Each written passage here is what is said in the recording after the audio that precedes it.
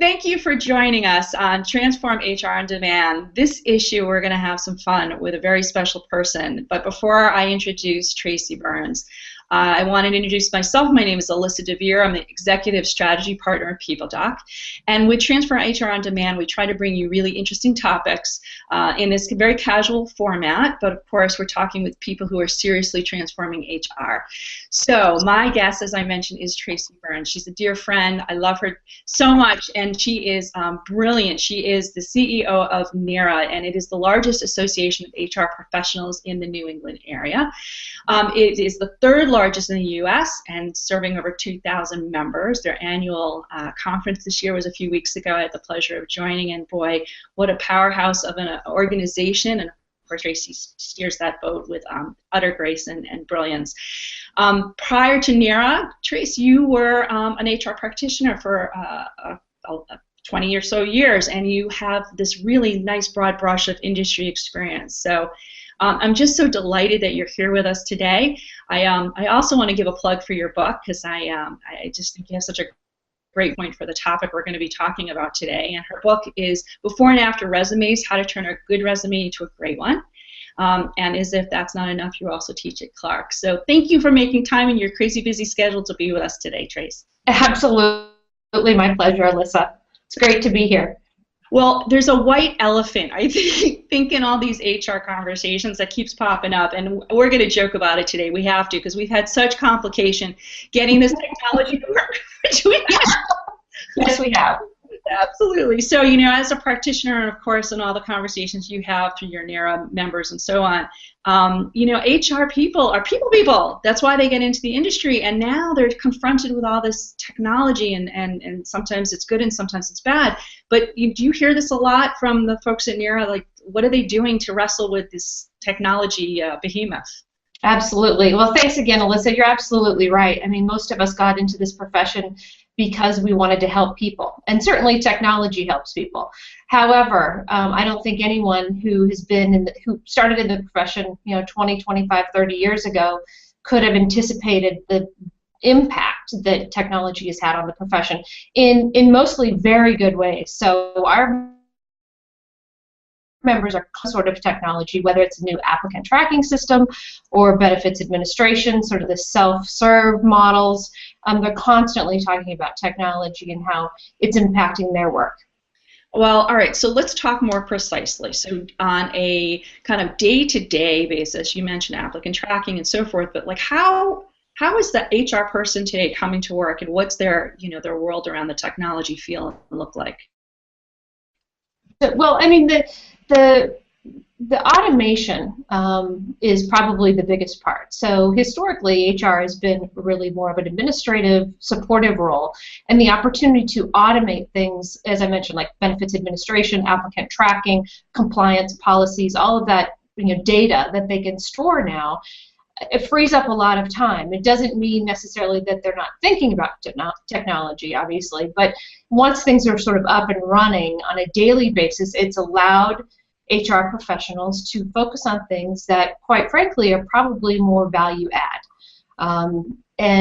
and less sort of behind-the-scenes support administrative, so that they can be more strategic, so they can help people one-on-one or at a strategic level and not necessarily be doing just the back office administrative stuff. So it really is an opportunity for us to leverage, quite frankly, the reason why a lot of us got into this profession, which is to really impact people and to leverage the technology to do that. So instead of sitting and going through hundreds of resumes, you can just get online and go through specific, or go through an applicant tracking system and sort of filter out the top resumes within a matter of minutes, versus I remember I used to sit in front of a TV at night with a stack of 500 resumes and try to figure out who I was going to talk to and who I wasn't.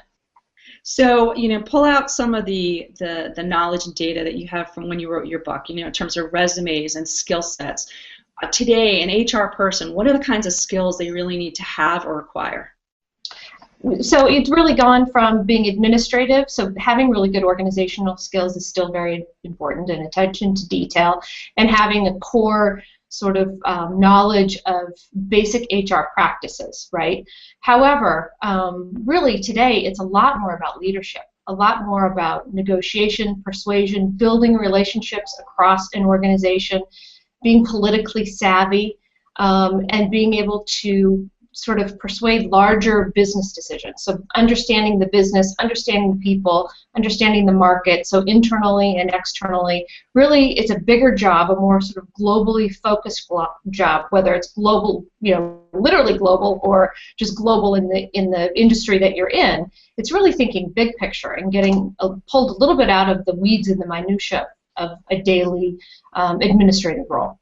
So, bring this back to some of the technology conversation we just had then. So if I'm getting into HR, or maybe I've been an HR practitioner for a couple of years, how do I blend that kind of strategic needs, the global view that you put together with the technology? Like, where should I be? Like, what are the things on my resume that should say that I know how to do this job in today's modern world? Absolutely. So, we'll always look for, when hiring HR people, always look for basic HRIS. Right? So you have to know really the basics. You need to understand what big platforms are out there, how to use them. They've become much more user-friendly. So just from that standpoint, what's going on in the HR world, from talent management, benefits administration, those systems that sort of bring everything together and then allow employees to do some of that work on their own. So going back to sort of that self-service model, that's really important. That basic knowledge of understanding what those systems are, how they work, and how to leverage them, that would be a baseline. Beyond that, it really becomes what's the best then for your individual business. And I think some of it's generational, right? The generation coming up behind us, technology is sort of secondary, and so because they've grown up with it, right? These digital natives, they understand. They've not gone through the keyboard issue. Everything's touch. So their sort of basic skill set and their orientation towards technology might be a little bit different than someone who's either a boomer or Gen X. So it's both having a comfort level, regardless of where you are in the organization, and regardless of basic knowledge of what systems are out there, and then really having a comfort level with technology, being able to do some just basic troubleshooting, understanding how things work, even on a fundamental level, would be very important. Now, I would say if you work in a startup technology firm, it's like any other business. You need to understand their product and how their things work, which is just a whole other sort of level of skill set that you would need. Yeah, well, there's all this change management and classes and consultants and things in the industry, and I know at NEHRA in particular, you do a lot of education. So, like, again, where are you hearing the demand? Are people asking, I really need to learn technology, or I need to learn how to integrate technology into my HR processes? Where are you seeing the market with its biggest holes in terms of knowledge base?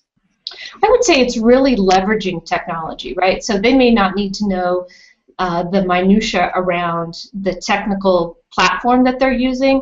However, they need to understand what's out there and be able to make some analysis around what are the best products for their own organization, and then leveraging that technology so that they can free up time to be more strategic. And that could be, again, going back to sort of a talent management platform where performance management is done all online, which allows HR managers to be, or leaders rather, to be more strategic and having meaningful conversations around performance management and talent, and less about sort of the back office administration role.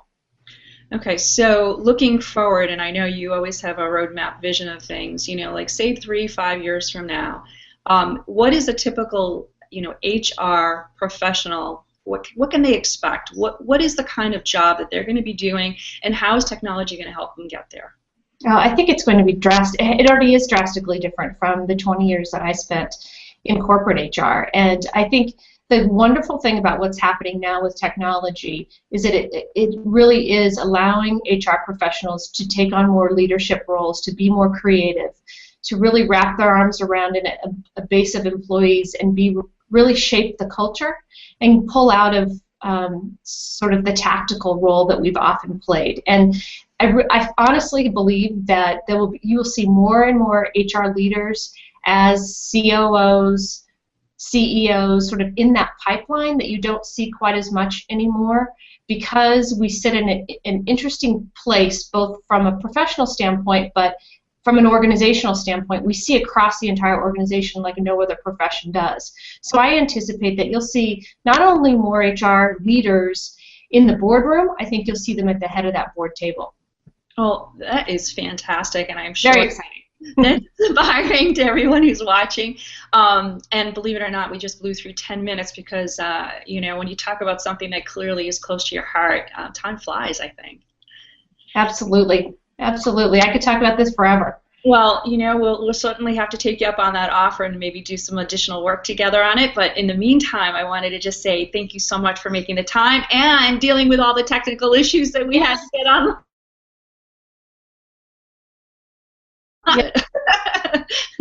So Tracy, thank you so much. I also want to thank our viewers for joining us. Of course, if you're interested in being notified about future Transform HR on Demands, please go to our website, which is people-doc.com.